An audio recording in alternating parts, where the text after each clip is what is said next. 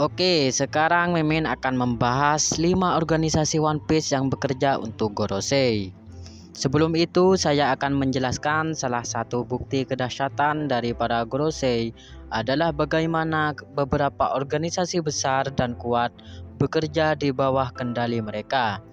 Para Gorosei alias 5 tetua bintang jadi salah satu kekuatan besar dalam cerita One Piece.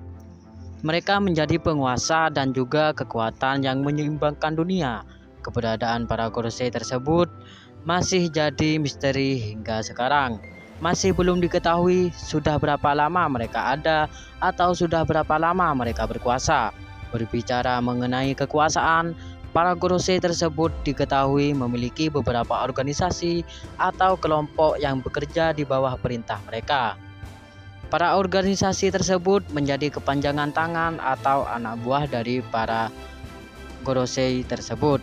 Berikut adalah 5 organisasi yang bekerja untuk para Gorosei. Angkatan Laut. Seperti yang kalian ketahui, jika Angkatan Laut merupakan salah satu kekuatan besar yang bekerja di bawah perintah atau kendali Gorosei. Ingat ya guys ya. Selain Gorosei, Angkatan Laut juga diketahui merupakan salah satu kekuatan yang mampu menyeimbangkan dunia ini. Angkatan Laut diketahui memiliki tugas menjaga kedamaian dari berbagai ancaman yang ada, terutama dari ancaman bajak laut. Sebagai organisasi penegak keadilan terbesar di dunia, wilayah cakupan dari Angkatan Laut sendiri mencapai seluruh lautan. Ada banyak tingkatan di Angkatan Laut seperti halnya militer di dunia nyata. Dan Angkatan Laut sendiri merupakan pihak yang banyak terlibat dalam cerita utama di seri One Piece. Misalnya, kita melihat bagaimana Angkatan Laut terlibat dalam pembantaian di Ohara atau juga saat perang di Marineford. Saat ini, para Angkatan Laut juga terlibat dalam penyerbuan menuju Pulau Egghead. Dan bahkan jadi incaran orang-orang pasca kemunculan Cross Gail atau mantan Shichibukai. Cyberpol, selain pasukan Angkatan Laut yang menjadi pasukan terdepan ketika menghadapi berbagai ancaman masyarakat, khususnya dari para bajak laut, para Gorosei juga memiliki sebuah organisasi rahasia. Mereka akan melakukan berbagai tugas khusus dan berbahaya yang pemerintah dunia berikan. Organisasi ini kita kenal dengan sebutan Cyberpol, Aegis atau CP. Cyberpol sendiri adalah organisasi rahasia yang sudah mulai diperkenalkan sejak awal cerita. Hal ini bisa kita lihat ketika pasukan dari CP9 berhasil menculik Nico Robin dalam Arc Enies Lobby demi mendapatkan cetak biru Pluton. Cyberpol memiliki 8 tingkatan atau pos yang terdiri dari CP1 sampai CP8. Pos inilah yang banyak masyarakat luas ketahui. Sedangkan 2 kelompok Cyberpol lainnya yang kita kenal dengan CP0 dan CP9 merupakan unit yang sengaja dirahasiakan keberadaannya karena tugas dan tanggung jawab mereka. Shichibukai merupakan salah satu sistem yang unik dalam cerita One Piece.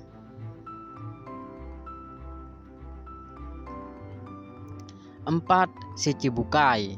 Shichibukai merupakan salah satu sistem yang unik dalam cerita One Piece, di mana bajak laut bekerja sama dengan pihak Angkatan Laut untuk memerangi bajak laut lainnya.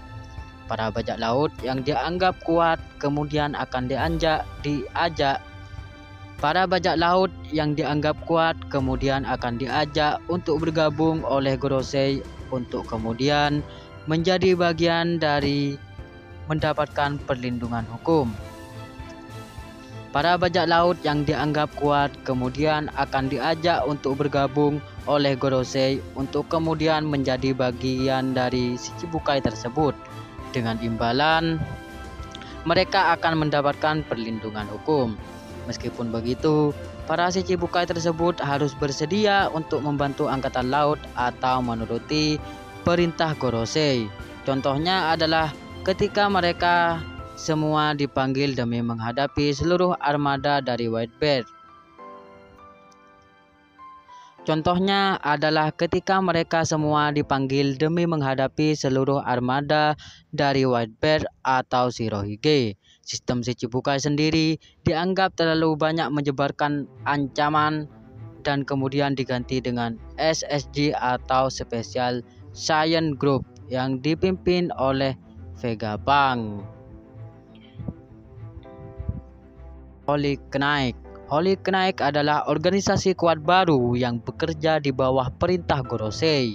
Keberadaannya dari Holy Knight sendiri baru benar-benar dimunculkan dalam cerita sejak chapter 1083 kemarin. Sejauh ini memang belum banyak informasi yang diketahui tentang Holy Knight.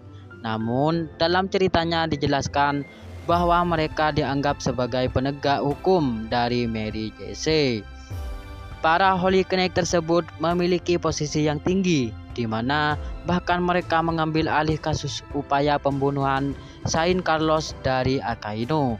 Mereka juga bahkan dikirim oleh Gorosei untuk menghancurkan 8 kerajaan atau wilayah yang dianggap tidak mau lagi bekerja sama dengan tidak membayar pajak atau upeti kepada Gorosei. Mereka juga diyakini sebagai kelompok yang kuat dan tahu informasi yang tidak diketahui oleh orang-orang banyak. Sebagai penguasa dunia dan juga pihak yang mengatur semuanya, rasanya wajar jika kemudian para Gorosei memiliki organisasi kuat di bawah mereka. Para organisasi tersebut siap untuk melakukan apapun yang diperintah oleh Gorosei. Beberapa di antaranya memang kurang begitu populer karena kurangnya exposure yang dilakukan oleh Eiichiro Oda. Dan ada juga organisasi yang baru diperkenalkan dalam cerita One Piece. Dan itulah 5 organisasi One Piece yang bekerja untuk Gorosei. Jangan lupa subscribe channel ini ya guys, karena subscribe itu gratis, dan tonton juga video-video lainnya. Sekian dari saya.